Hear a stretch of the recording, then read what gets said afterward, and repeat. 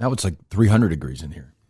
You know, you can speak today. It's fine. It's a little warm. Yeah, I was trying to hit the Goldilocks zone. The what? The Goldilocks zone. I was trying to run it. I don't even know what is the Goldilocks zone. Too hot, too cold. The one in the middle. Oh, right? You mean like the Goldilocks porridge? zone? Yes, like the porridge. Why do you think like that? Why? You're 30 years old. Why? I actually wish Mike was here now. You have to save that for tomorrow. If there is tomorrow, who the hell knows? All right. What was I going to say? Yeah, I have a leaping desire to make this into that. I've done 50 of these things, so I don't want to make this into this long, sad monologue about this person. So I'll do my best not to. And I'm not going to be sitting there for 4 hours today, so we'll get to it. I just want to lay everything out, say as much as I can, and get out because it's frustrating and it's my issues as well as this other guy's issues, Murchison's issues, and it's just just head-on collision that's healthy for absolutely nobody involved. So. What is healthy for you, though, however, is our great friends at Roman. I mean, if that, there's no dispute. We love Roman. We have 1 or 2 Roman reads today. We have 2 Roman reads today. Good. We love Roman. We love how loyal they've been. And you know what? Honestly, even if they weren't advertising for us, and it just seems like a great company, A, and a great product, B, that's helping a lot of people. And they are super into health as well, which is great. I mean, you can tell they're very, they're into cancer, looking at cancer for men and making sure there are preventative steps to be taken. I like being associated with this company. I really like the people at Roman. If you go to GetRoman.com/Kirk, GetRoman.com/Kirk, you get your first month of swipes for just $5, and you help out this show. You help out Barstool, another great company. And it's been a ad one. First ad we ever read was for Roman, and it's still with us here today. They're with us today. We're 3-4 months in. How long's it been? Yeah, since the end of June. Jesus, June, July, August, September, October. 4 months. That is God.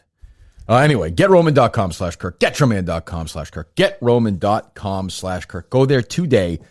Get your swipes, start screwing, and help out the Kirk Minihane Show. Help out Barstool, help yourself, and help the great company, Roman. GetRoman.com/Kirk, GetRoman.com/Kirk. When you do that, let them know you've done it with the Kirk Minihane Show. By the way, we've identified our first Get Your Man baby. Oh, the KMS Quotes guy? KMS Quotes guy, yeah. First week of the show, conceived his child. I'm not sure I believe that. Yeah. But okay, great. Makes for a good story. Yes. If it's a boy, it's Roman. If it's a girl, it's, I don't know what it would be. Get Your Mina? Get Your Mina? Yeah, it could be. Could be Romania? I don't know. So GetYourMan.com/Kirk. Are they up next for us as well, or am I moving? Yes, they are. Over? Okay, good.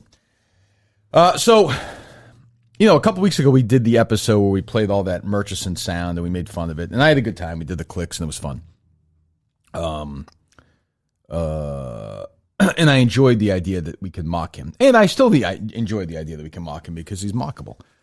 He's on Twitter now at what's his handle? Watch KM1. Watch KM1. And Watch Cam2, we think. I think Watch Cam2 is gone. Oh, really? My understanding. I don't know. I've given up trying to pay attention. Well, to keep up with all that stuff. And I was good with it for a while. Then I wasn't. And then the Twitter stuff happened and other stuff happened. And I was getting increasingly angrier with this guy's existence again as the last week went on. And I think I mentioned it. And I mean, I'm looking at this guy right now, looking back at me, and it's not exactly comforting. I almost flipped him over so you didn't have to look at this repugnant human being, this evil, just creature.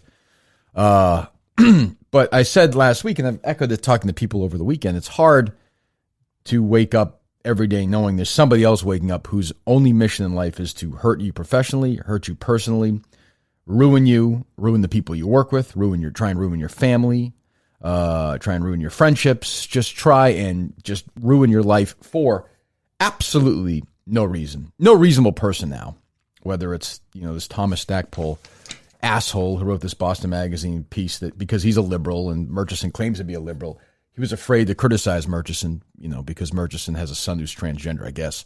There's no other reason to defend this guy. He writes him as like this crusader. Steve Buckley from the Herald, who was my friend, was my friend for 10 years, wrote the story, did the same thing. He was afraid to attack Murchison. I haven't talked to Buckley since. I'll never speak to him again. My old company, WEI, from the top David Field all the way down to the bottom, allowed this guy to run rampant on the company with, by the way, the assistance Murchison had from Shirley Leong, and people wonder why I hate her so much, and Sam Kennedy and the Red Sox so much. They allowed this guy to ruin my life, put me at the brink of really dying myself. Both my parents died during they don't care. And they're afraid to attack this guy or fight back. For some reason, I'll never understand it. And so when people say, why do you hate EEI so much? Why do you attack their shows? First of all, their shows all suck. That's why. And secondly, because the people there would not fight for me. I would have fought for them. So when I hear guys like Lou Merlone say I was the worst thing that ever happened to the station, I can kind of giggle and laugh and have some fun with it. When you think about it, I mean, Lou didn't do anything while the whole Murchison thing happened. And, I'm not going to turn this into Lou Merlone bash fest because he's just, he's on some boring afternoon show no one listens to. But, I'm the worst thing that ever happened to the station. Lou took over the midday show 8-9 years ago from a show that was doing well. It didn't do well. They fired Mutt. Lou stayed. They brought another guy. They fired him. Lou stayed. The ratings kept going down. They brought another guy in, and then came on after us. Our ratings went up. Their ratings went up. I left. Lou went to the afternoon. Their ratings went down. Lou started calling baseball games. Those ratings went down. Lou goes a TV show that no one watches. And he blames everybody else. He'll never talk about Murchison. He'll never blame Murchison. He'll blame me. He'll say, I'm the worst thing that ever happened to the station. I was fighting like crazy for a year and a half, 2 years, and I'm the worst thing that ever happened. That's the attitude there. Ken Laird and Chris Curtis, Jerry fought for them. I fought for them. They slap and giggle now with Greg Hill. And that's their job. I understand it. Dale Arnold, they don't care. Their life goes on because they never get in any trouble. That's fine.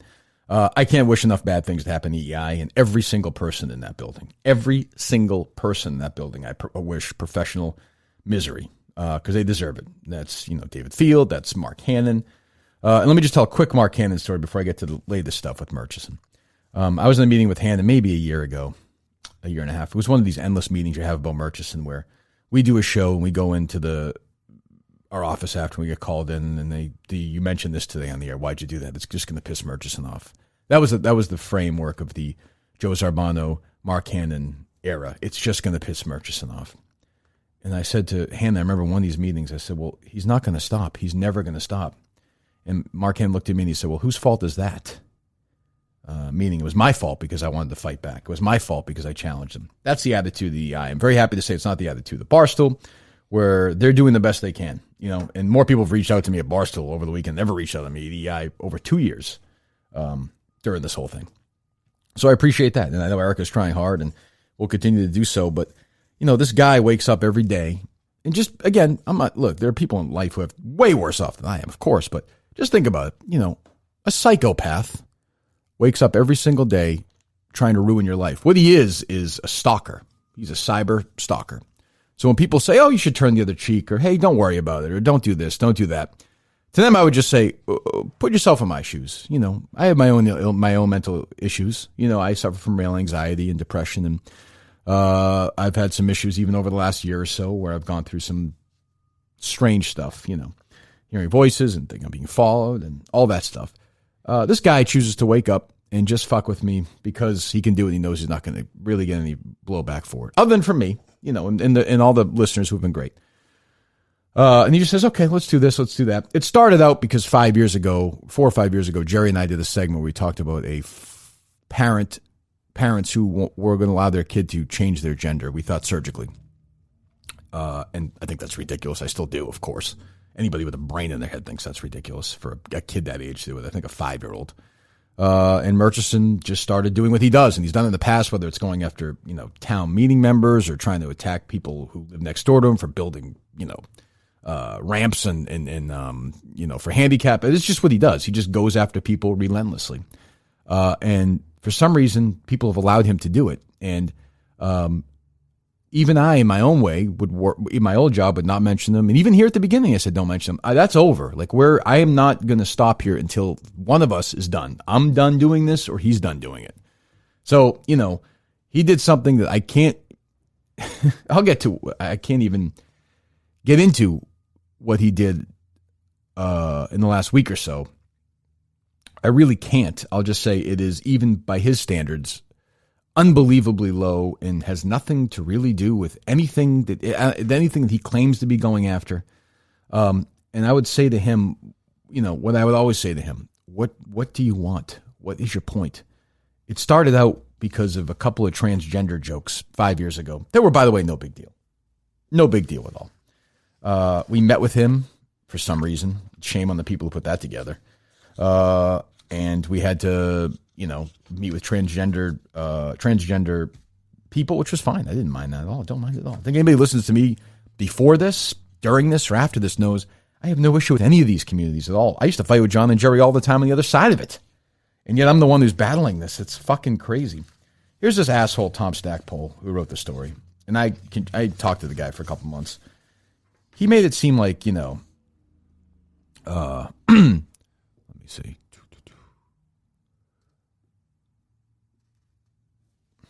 Let me see if I can get into a specific. Oh, okay. So we talked to Murchison, and Murchison made himself a public figure. I appreciate that. Starting the fall of 2017, Stackpole writes, Bob Murchison developed a routine. Each morning he'd turn on the radio in his home office, tune it to WEI, and listen for material he thought was offensive. If they veered off in a direction I thought was interesting, he said, I would flip on the audio recorder. Well, we've heard that. He also compiled a list of EI advertisers to search their websites for executives, marketing people, with anyone with authority to nix ad buys. He'd copy and paste some of the corporate language from the advertisers' policies on inclusivity and respect into emails and send them off, asking whether this was the kind of material they wanted their hosts associated with. He also discovered a clip from a few years earlier in which the show's host derided a family's decision to identify a 4-year-old as transgender as being, quote, insane.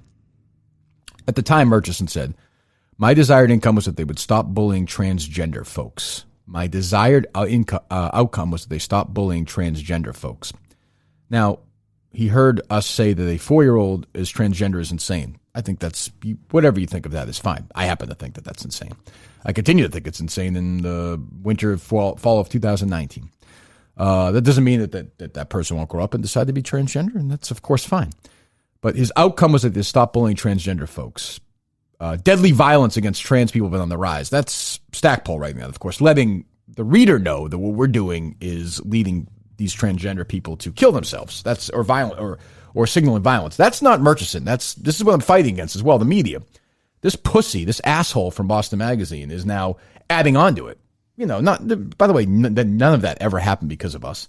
We never encourage violence against transgender people or any people. By the way, we also never bully transgender people.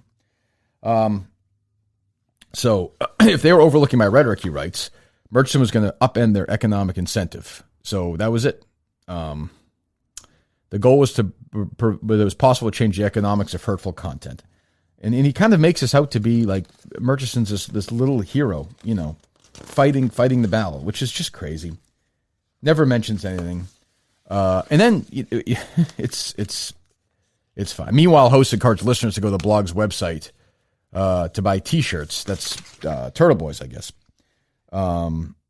Yes, there you go. A local right-wing blog. He doesn't mention Turtle Boy because he told me that Turtle Boy doxes people, so he wasn't going to mention his name. He'll mention Murchison. They make him as a hero.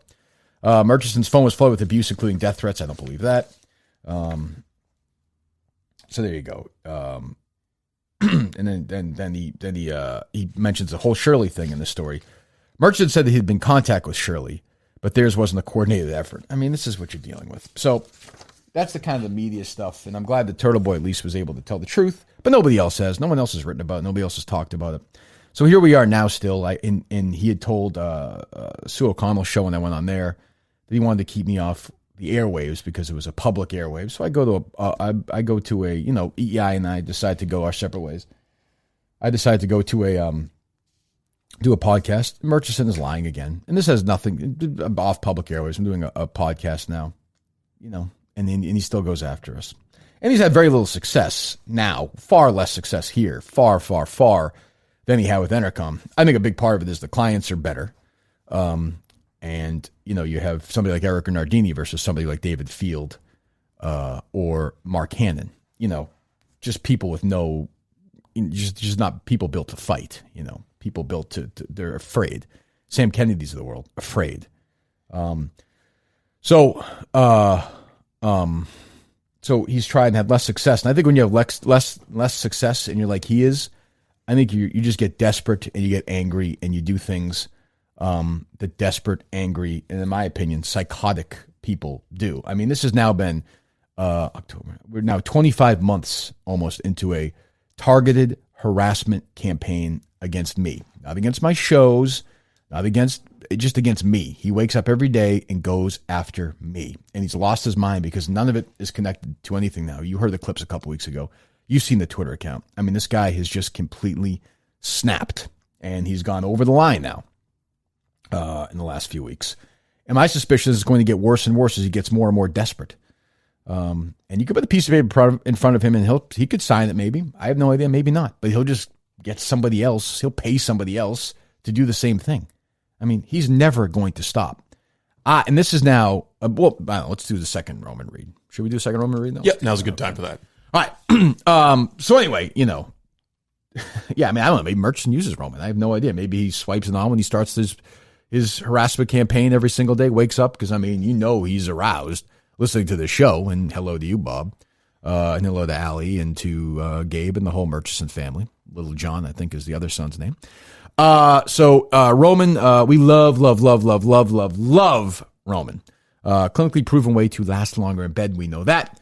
Better screwing, better fucking, for anybody, for the Murchisons, for the Minihans, for the Robinsons, for the Gearys, for all these wonderful families all over New England and the United States of America and the worldwide. Go to GetRoman.com, GetRoman.com. Go there today. $5 for your first month. Again, $5.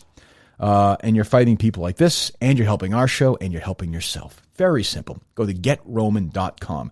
GetRoman.com. GetRoman.com. Do that, please, today. GetRoman.com/Kirk. Let them know the Kirk Minihane Show brought you there. Thank you. All right. Yeah, so, I mean, he's had much less success I think he's mad about it. And, it just doesn't surprise me. I mean, we've gone over the stuff with Cullinane's wife, which to me is targeted harassment by any definition. I don't understand it. I don't get it. I'll never understand it. I was pissed off for Dave at that time. We make fun of Dave a lot, obviously, but that's just crazy shit. So you can only imagine what he's done to people who he actually cares about. Just think about what would make me so angry that I was really honestly thinking about quitting over the weekend and just getting the fuck out and saying, you know what, you win, asshole. It's, you can go at me all day long and it'll drive me nuts. There's no question it'll drive me nuts, but, I understand that is part of the job, though I think it should be something that should be corrected and taken care of. But when you go outside that purview, I think that's a strange thing to do. I'm looking at this guy and I just fucking hate him so much. I've brought up his kid, Gabe. His kid is 30 years old. He's an activist. I mean, and I have no doubt in my mind that he is coordinated with him. So, I mean, I feel like that's total fair play. I have no issue doing that. People have asked me to stop doing that. I won't stop doing that.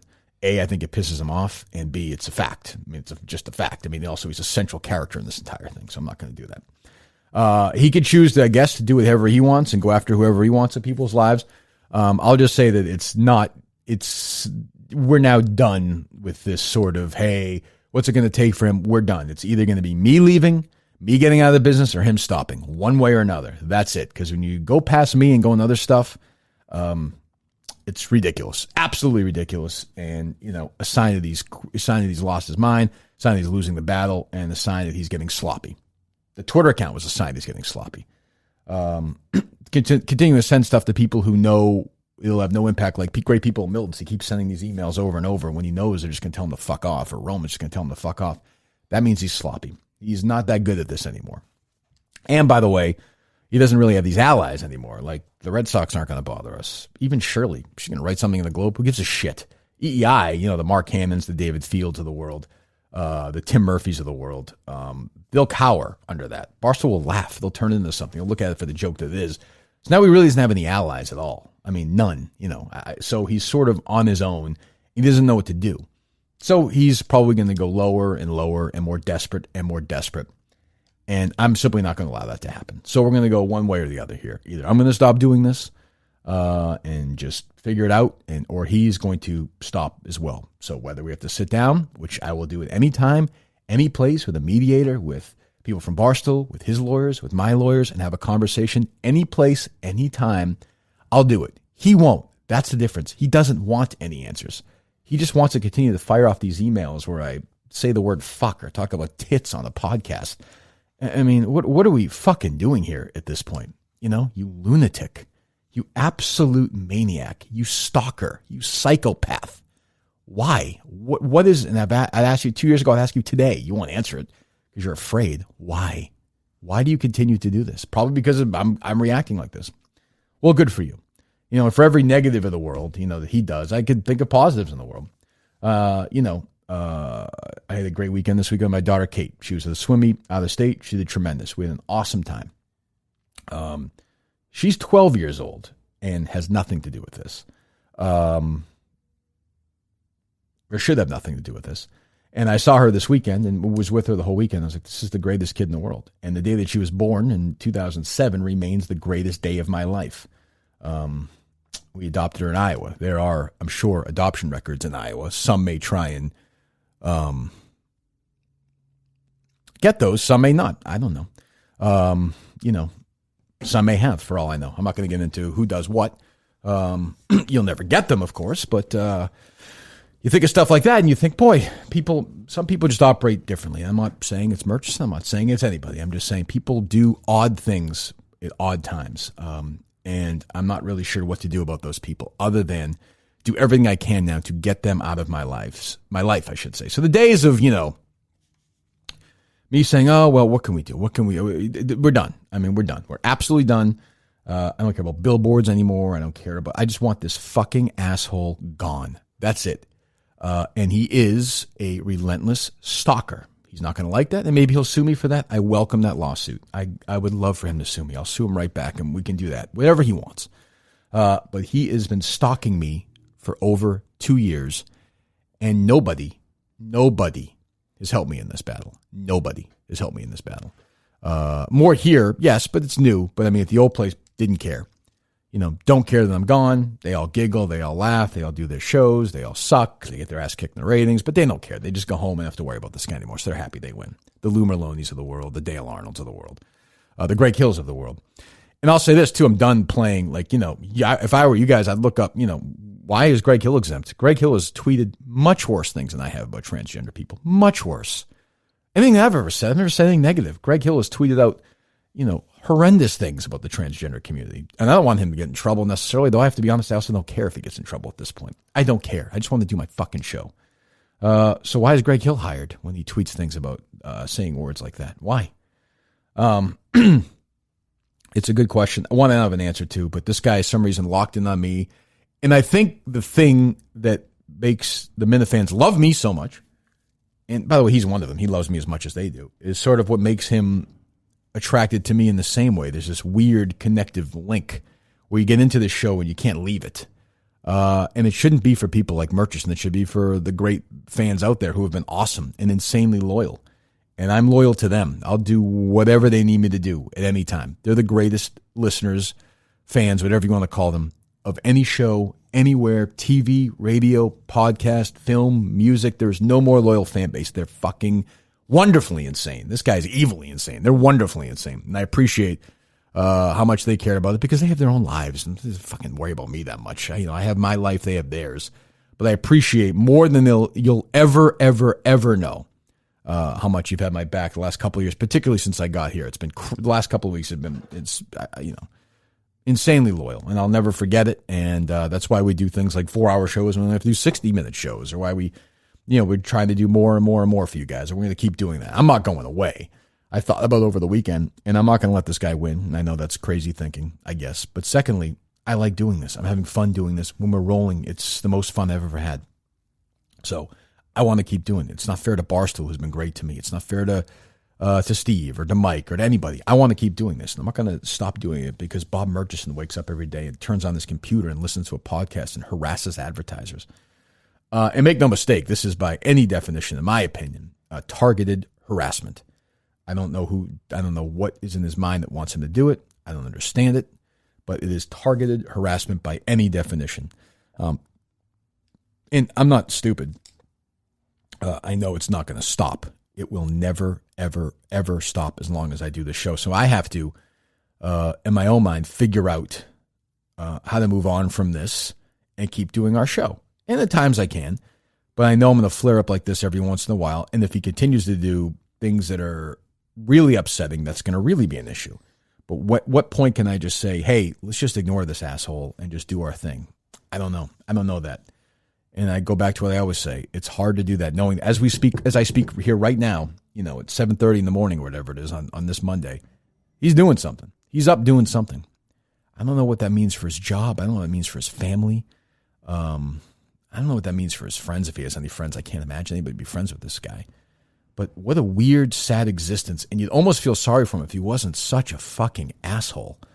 But to get back to the larger point, if he's never going away, right? And I'm going to keep doing this show. What do? I don't know. Just keep going until one of us drops, I guess. Like I said, I'd like it to be one way or the other. He's gone or I'm gone, but I don't know if that happens. I have no idea. And should I really stop doing this because Bob Murchison emails advertisers or does, shitty stuff? I don't know. I can't figure it out. For the life of me, I can't figure this guy out. And I think it's just, it's just amazing that this guy, allowed, the Sam Kennedys and David Fields of the world to get bullied around. It's sad. And if you read Turtle Boy stuff over the years, he did a great job of it. I mean, he really did. And I appreciate him for doing that because literally nobody else did it. And it's such a shame. And people say, oh, you hate the Globe, you hate the Globe. Well, you'd hate the Globe too if you let somebody like Shirley do this and team with him and bring us down. And again, this is not a weepy, sad story, but it's no joke that I was in a mental hospital. And the reasons I was there were very real. And they continue to be things I fight. And while I was gone, while I was in McLean, Murchison was calling advertisers. When I got back immediately, he just doesn't care. He didn't care about anything. And the sooner I come to that realization, the better off I am or was. Because it's literally never, ever, ever going to stop. I don't think. And the Linda Pizzutis of the world and the John Henrys of the world can live in their little, sad, sort of bubble and let people like that do it. But, I don't know. But that's what happened. And Shirley, listened to, she wrote a story in February 2018. She listened to EI all day. Her and some other female writer.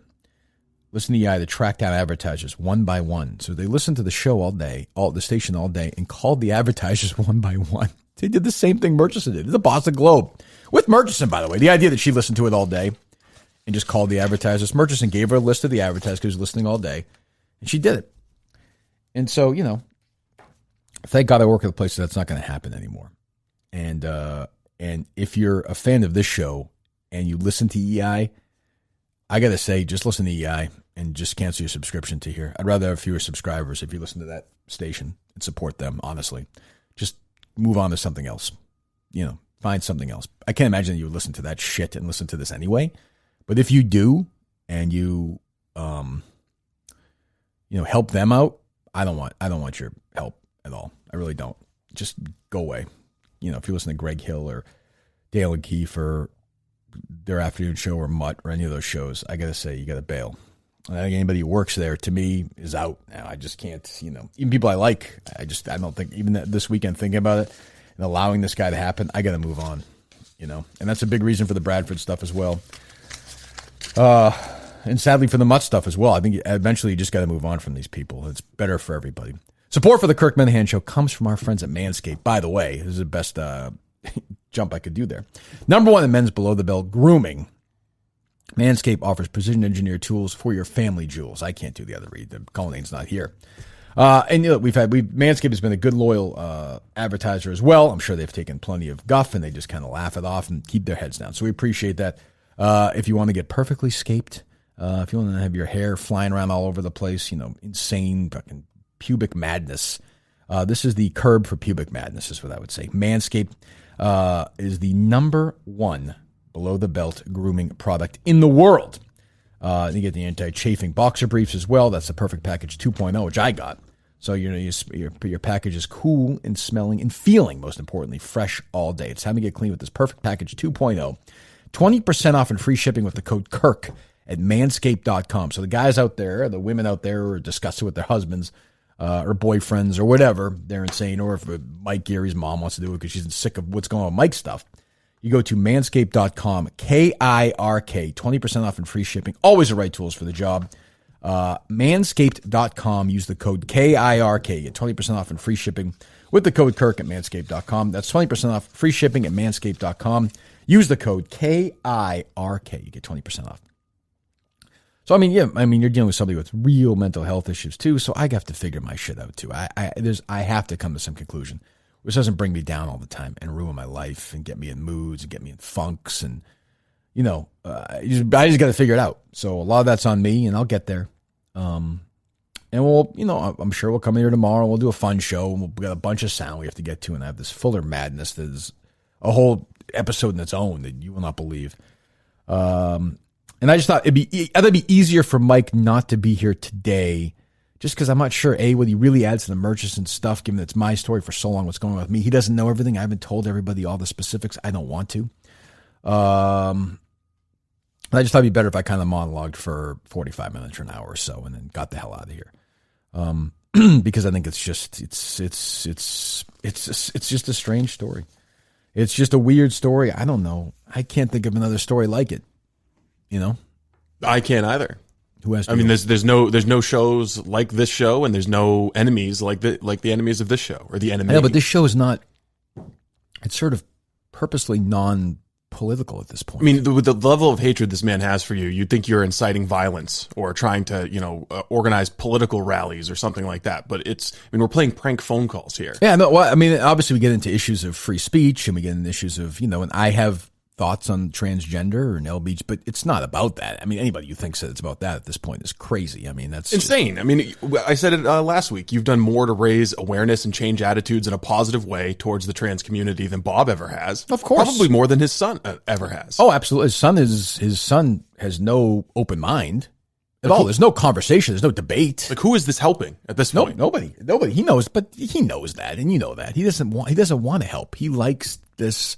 He just likes fucking with people's lives. He's been doing it for 20 years and gets away with it until he doesn't. And I'm just simply not going to let that happen. It's just not going to happen. But you could speak for, Barstool has never said to us ever, don't talk about this. The discussions that we've had have been in public on Barstool Radio with Dave. The people, your fans know what they've communicated to us, and behind the scenes, they've been nothing but supportive. I can't impress upon the people who, I saw people this weekend tweeting at Dave, like, what the fuck, speak up, free Kirk. They've been absolutely fine on this. Dave and I had a philosophical disagreement 3 months ago, whatever it was, on this issue. And then I basically said, I'm doing it my own way. And he never bothered me about it. You can't give Barstool any shit on this one. I'm sorry. You can't. I'd like to, because I always like to give my bosses shit on stuff, but you can't give them. We were going to talk about the issue, Jerry and I, 2 or 3 weeks in. You want to call Jerry? Because I want to get this right. Let's call Jerry. He's up. I didn't even think of that. He's probably up, right? He's like, how many rings does it take for him to pick up? He's up. It's 8 o'clock.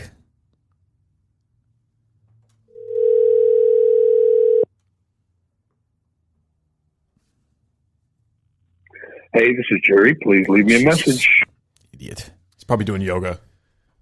It could be. Although he's just sleeping now. I don't know. I'd like to get his side of the story. So if he calls you back, we'll get him on. All right. So this is right when the Murchison stuff started. We were going to text him, Steve, if he wants to call back. We were going to talk about Murchison on the air, like 2 weeks in.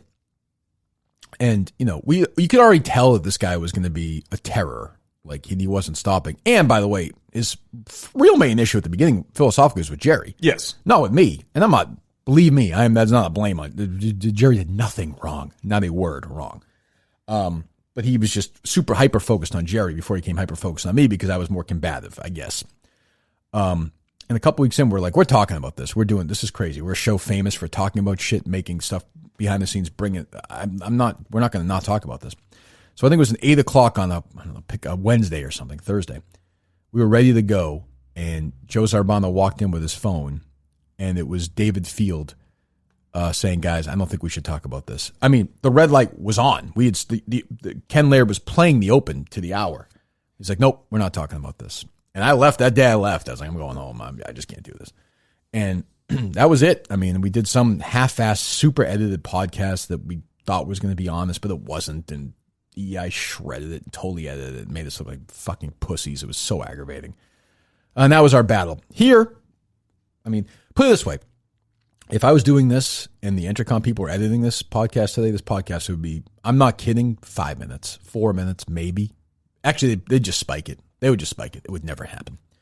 And it would never happen because they would be afraid of pissing this guy off, giving him, I mean, it's just crazy. And, so I appreciate that Barstool allows me to do it, recognize my talent, recognize I know this is a real issue.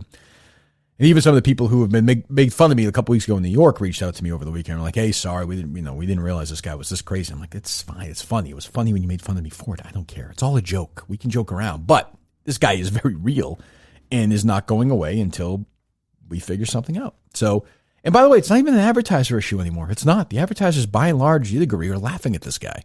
Yes, I mean, they are. They're not having the same response because, I mean, I think we're handling it better than EEI was. We're not sending out 5-paragraph emails explaining the origin of the Bob Murchison stalking campaign. Right. But also, yes. But this is kind of what I got into with you last week. We just have a philosophical disagreement on how to handle things, and I cannot in good conscience allow somebody who is swayed by this guy to get a free pass. And I'm never going to let that happen. That's and we fine. just disagree. But I mean, I see your point of view. No, but it's okay. I see yours too. But I mean, incredibly valid. But it's just, this guy's been in my, he's been 4 pebbles in my shoe for the last fucking 2 years, and he never goes away. I mean, look at this fucking guy, would you? I mean, Jesus Christ. Would you like to have him stalking you?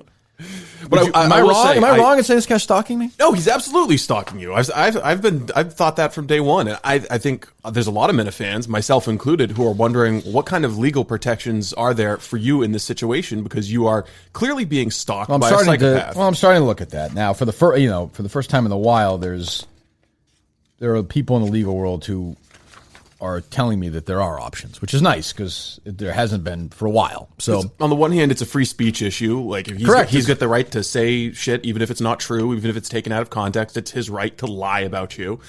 But on the other hand, I mean, how long does it go on? How long does it interfere with your ability to do business and to provide for your family, your mental health? Yeah. So I mean, he's literally he's taking money away from children's cancer fundraisers and tormenting a mentally ill man. Yes, that's exactly what he's done. And he hasn't stopped. It's weird. He just has never stopped. Yeah, I don't know. He's just, and he's he's just a piece of shit. But I continue to think that success is the best revenge against a guy like Murchison, and we'll continue to build our network of fundraisers who stand for free speech, who appreciate the most loyal audience in all of podcasting, and we'll continue to thrive and be successful just like we were from day one. Right. Yes. I would encourage people to go back and read Turtle Boy's stuff on it. He refers to him as a speech Nazi, which is true. Has been emailing and harassing Kirk and Callan advertisers for months, and then he has the insane list of demands. Speech Nazi Bob Murchison. If you do that, Google that, I think you'll get the Turtle Boy story. He's using his power and he's using his money and his free time to try and dictate what the public conversation is going to be about. Which is an odd conversation for us because we support and applaud free speech. So it's a weird. It's just that part of the conundrum I can understand, but this is not that. It's just not. This is not what this guy's doing. He's disingenuous. He makes shit up. He lies. He takes quotes out of context. It's just dangerous. And to me, the real blame is on the people who allow him to get his power. That's who allow him to do that. And that's why I get mad at these people. That's why I get mad at people who bailed on the EI. That's why I get mad at people who bail on me here. That's why I get mad at people who want to have conversations. That's why. I mean, this guy, if we brought Murchison on here and had a conversation with him, he'd fucking melt. I mean, what would he say? If I said to Bob, why are you doing this? What would his answer be? Why are you doing this? He doesn't have an answer. Right. So he won't come on. 2 years ago, he had an answer. He said, well, because you said that about transgender kids, which, by the way, was 2 years before that. Okay. We don't really. Fine. Okay. Now what? Now I'm at a podcast. I do something totally different. Has nothing to do with who he was doing before. Why are you doing this now? Because he likes it. And he doesn't stop. And to me, when you're relentless and you do it every day, you don't stop and you're dangerous. That's a stalker. And so when people say, hey, try and move on, I would say, would you move on if you had a stalker on your hands? And that's what I have. I have an obsessed stalker. So that's where we're at. I don't know. Anything else from you or no, Steve? Well, I'm just thinking the more desperate he gets, like you said at the beginning, is, his tactics are changing because he's not having effectiveness with advertisers and he's doing new things, more dangerous things. I I don't think it's a stretch to be worried for your physical safety. I'm absolutely worried. Of course I'm worried. If he's this dedicated to trying to ruin you, I bet he's hired people to follow you around. I have no doubt. I bet he's hired private investigators to look into every aspect of your life. That particular piece of information you just said there, I have to say, would not surprise me at all. That's what I would say. It would not surprise me at all. If he's looking up Dave Cullinane's wife, what do you think he's doing to Kirk Minihane? Right? Yeah. I mean, it's yeah. Or to Steve Robinson, or to Mike Geary, or to Jerry Callahan, or to whoever. Nothing would surprise. Everything's in play with this guy. I'm speculating.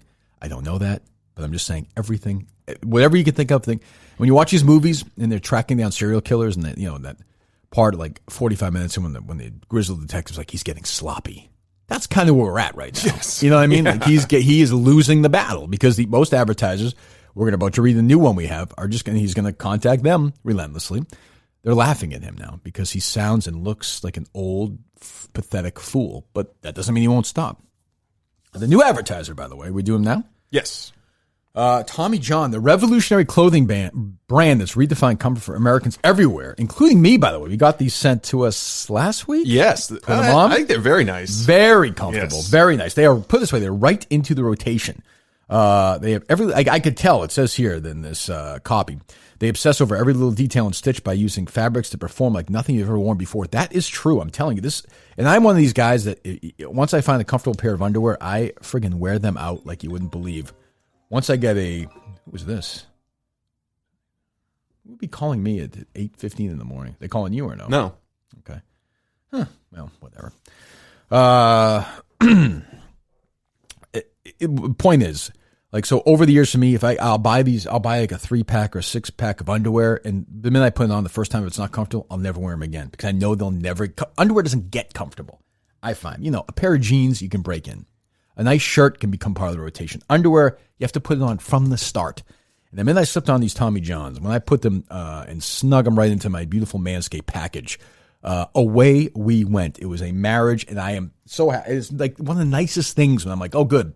This 3 or 4 pair, these are my winter underwear. I'm done. I can run in them. I can sleep in them. I can do whatever in them. It's great. And they are so confident in their underwear. If you don't love your first pair, you get your full refund with their best pair you'll ever wear, or it's free guarantee. By the way, they're in retail stores all over the country, Nordstrom stores nationwide. Tommy John, where there is no adjustment needed.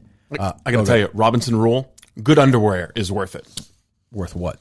Worth the price you pay. Always invest in good underwear. Yeah, don't cheap. Well, when you say good underwear is worth it, that means good underwear is worth good underwear. No, good underwear is worth the price. It's a good reason to invest in underwear. Good underwear but I know, but I'm more focused on your rules. Good underwear is worth it. It's a confusing rule. It's worth what you pay for it. Don't cheap out on underwear. If you pay $1,000 for it. Don't cheap out on underwear. That's a rule? That's all I'm saying, yes. Don't cheap. What number rule is that? It's like 5 or 6. Okay. Wow, top 5.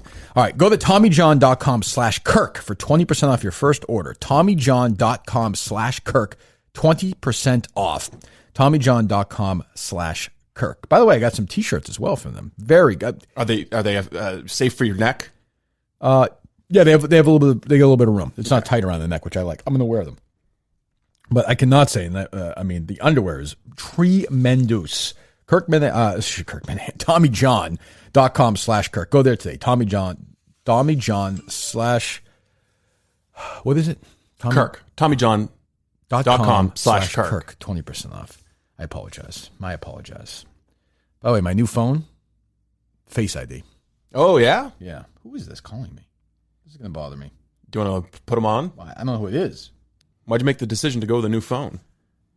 Because on Saturday I was so frustrated with the current situation. The only thing in my hand was my phone, and I smashed it to pieces and then got a new phone. To be honest with you. And my phone, by the way, that phone stunk. I had it for a few years, and all the battery issues I was having. Did you ever notice that? Yeah, it's always dying, so I was like, I need a new one anyway. It's the only thing in my hand. I was particularly upset at the current situation. Took it, smashed it. It was not unequivalent to when I played golf at Arundel a few years ago. After both my parents had died, my brother and I played a round of golf, and the first couple of holes I was playing the worst I ever played in my life. Third hole, I had a couple of terrible shots. We stood in the fourth tee, and there's a little marsh behind us. I looked, my brother Ryan was getting ready to tee off, and I just walked over with the bag, club by club, into the marsh, and I threw the bag into the marsh and just walked to the car and drove back to the house. So once in a while, every couple of years, I have one of those moments. And there is a satisfying feeling of smashing a phone. It is satisfying. You know, it's either that or put my fist through a glass wall, a glass window, which I didn't really want to do, or bang my head through it. So I smashed that phone and it felt good. To answer your question. So I have a new phone, iPhone 11, but it's not an iPhone 11. I don't know anything about this. What is iPhone 11X Plus 2CR. No, this is fine. But I got to tell you, the battery's freaking unbelievable. Yeah, they are. Oh, I had the to new sound ones, like the Howard batteries are Stern, great. like Metamucil. Yeah. I'm not advertising something here, but I don't think they're on board with us. But it's freaking unbelievable. Lasts for like 2 daes. The facial recognition, it was creepy when I first got it, but now it's super convenient. I like it. I was wearing I can't see without my glasses up close. I have my glasses on.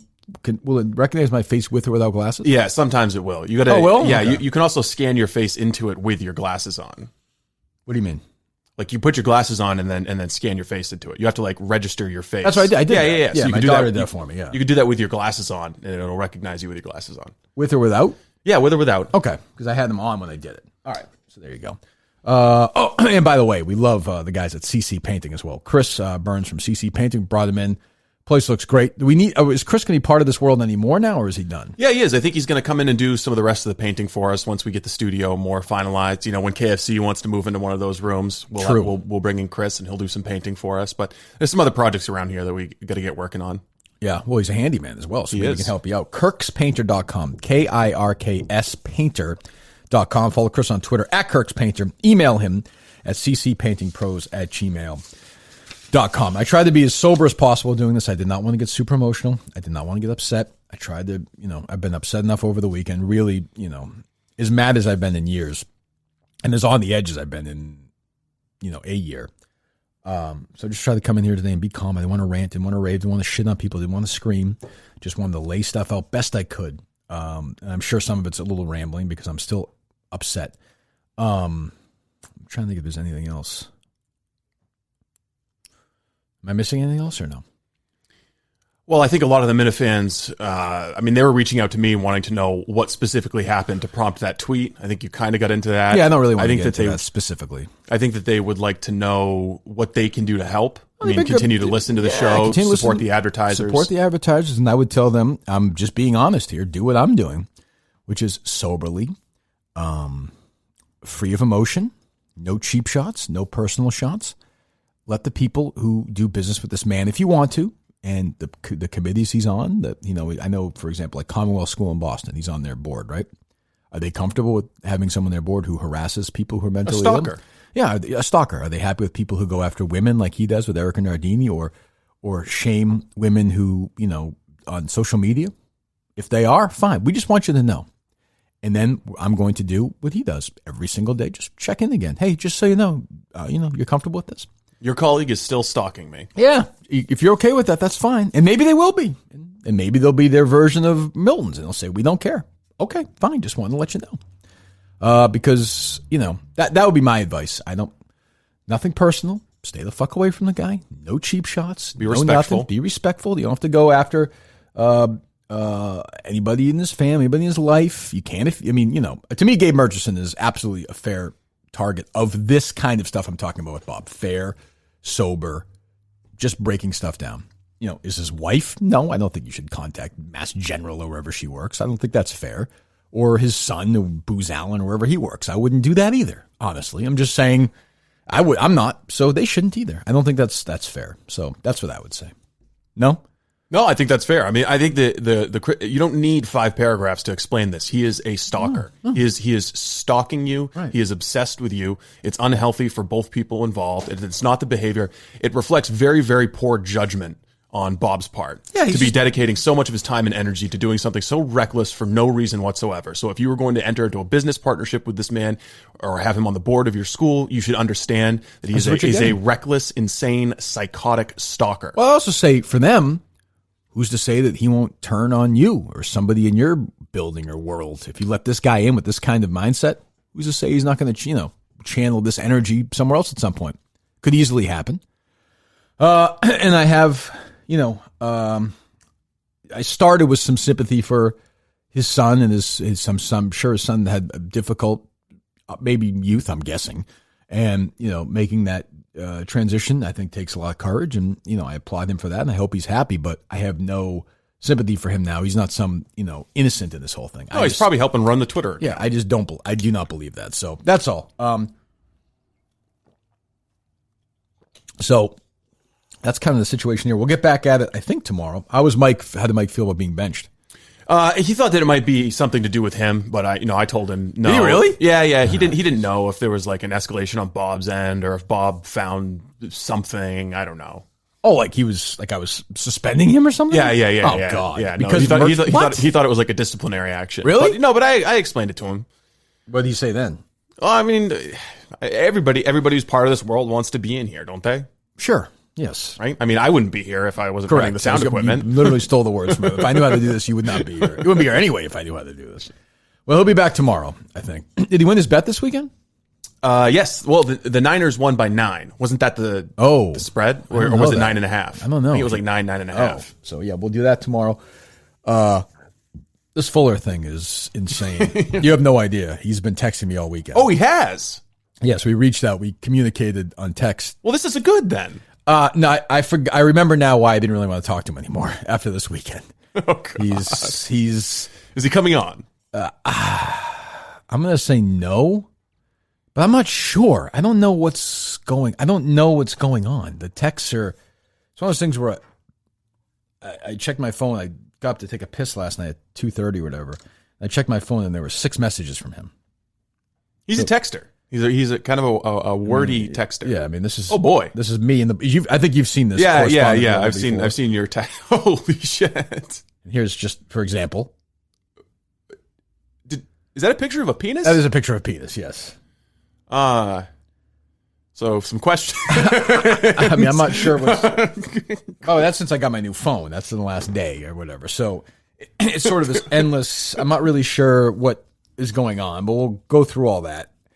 He wanted originally to say that he's working for the mafia and do a bit on the show where he's a mafia guy and somebody put a hit out on me or something and he's now undercover for the mafia. I didn't understand it. It's weird how you're so successful at this. At what? At doing a podcast when there's so many other great ideas out there. Well, no, it's weird that whether it's ally, friend, foe, long lost friend, everyone's crazy. I just did an hour on it. And Matt's fucking crazier than he is. I don't even understand. And I love the guy.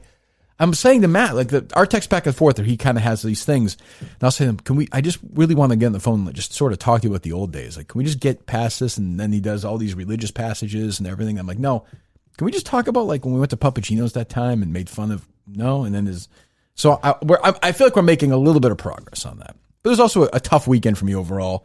And so I'm not sure. I don't know. You don't think Dix from Fuller was helping? I don't know. I even that, the joke in that, I'm like, I don't understand. And he's like, you're going to block me, aren't you? I'm like, oh my God, what the fuck? But I don't know. So we have that. I'm sure we have many phone calls, right? Yes, we do. We have some good phone calls. We also have somebody managed to get on the Dan Le Batard show for about 10 minutes. Oh, really? Yeah. Oh, good. Did you get my call?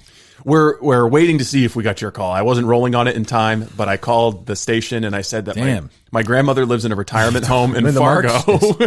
My grandma Linda Marks listens to the show every day. I think the show. What's the name of the show? It's the JJ and JJ and Amy. Yeah, JJ and Amy. Well, I talked with JJ, and JJ was very nice, and he's going to cut up the audio and send it to me. JJ is very nice. I had a first. I can tell you this. I could tell you why JJ is very nice.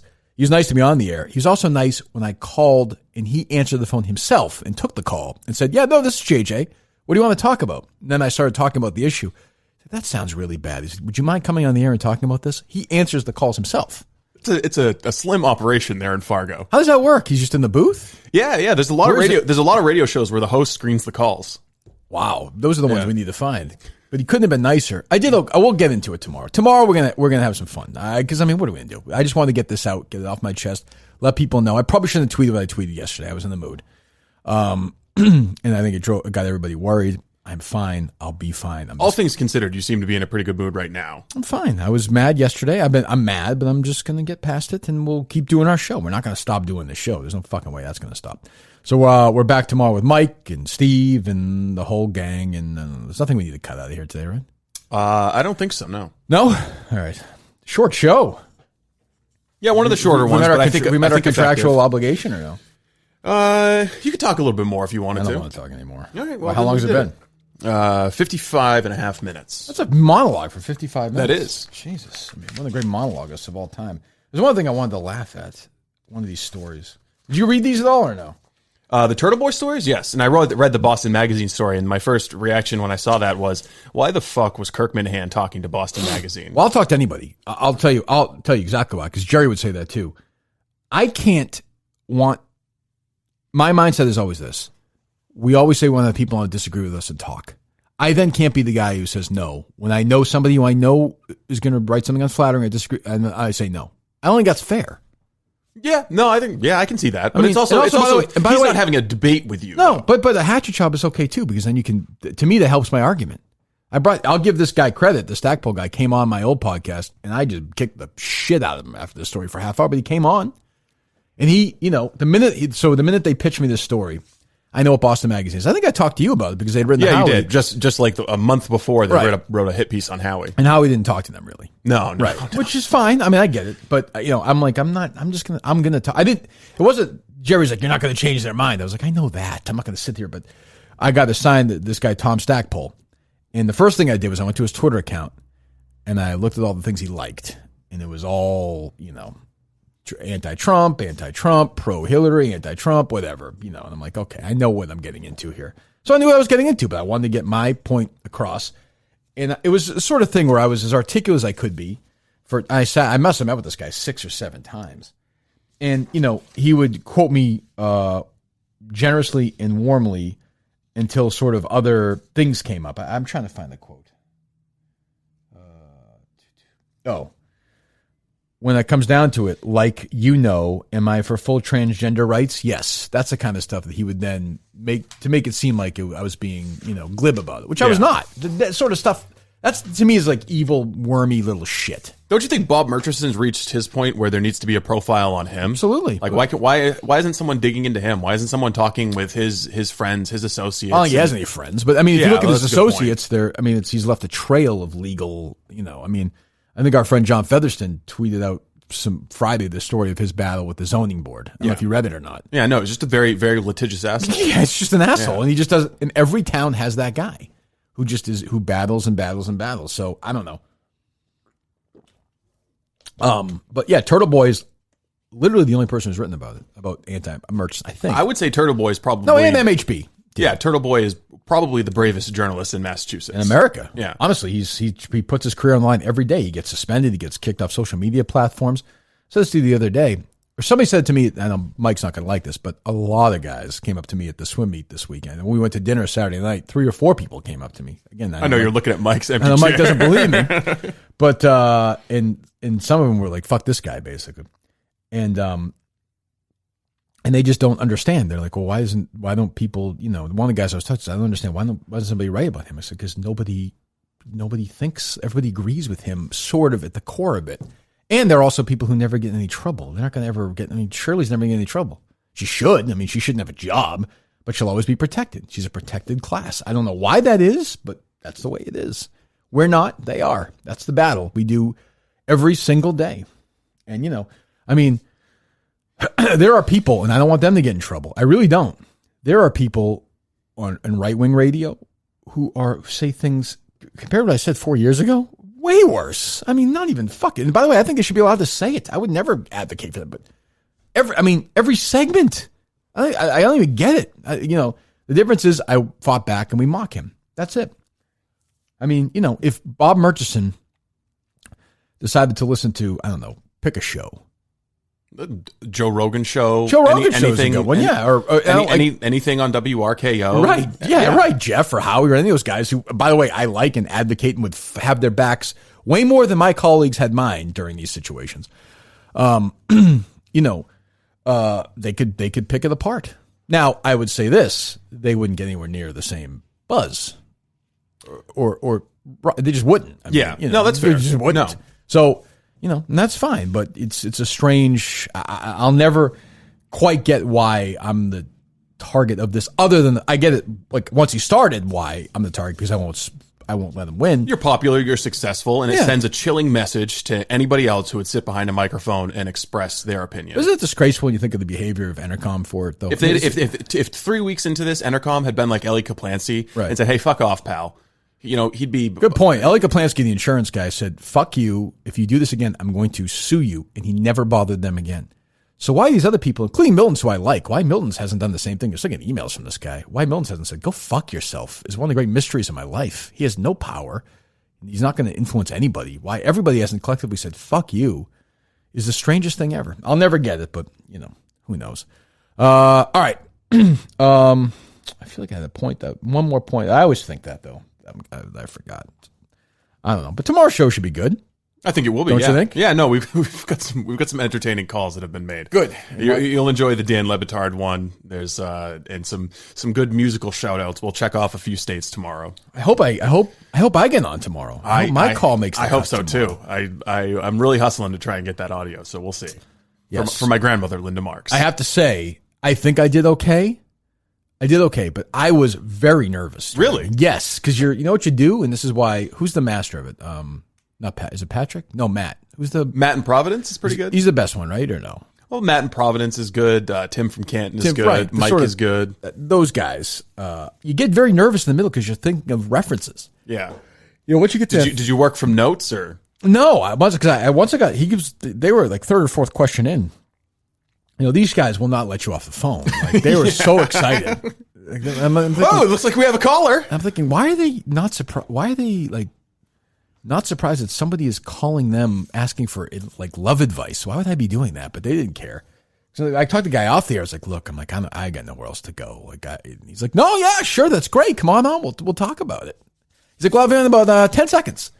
And it was literally the end of the news. They're like, "Yeah, Bismarck will be 37 degrees overnight." And JJ and Amy show, "Hey, we got a caller on line right now." They were so worried I was going to hang up. They were just blew through everything. Did you hear what's up with Amy? Is that show? Yeah, Amy's gone. Oh, she is? Yeah. I thought you meant that was a segment. No. Amy is, I think, in an indefinite leave of absence. Oh, what happened? I don't know. I emailed her away message. Her agent is handling all of her. Oh, because it was JJ and another guy. Yeah. So what's happened to Amy? Oh. Huh. I don't know. I have to figure that out.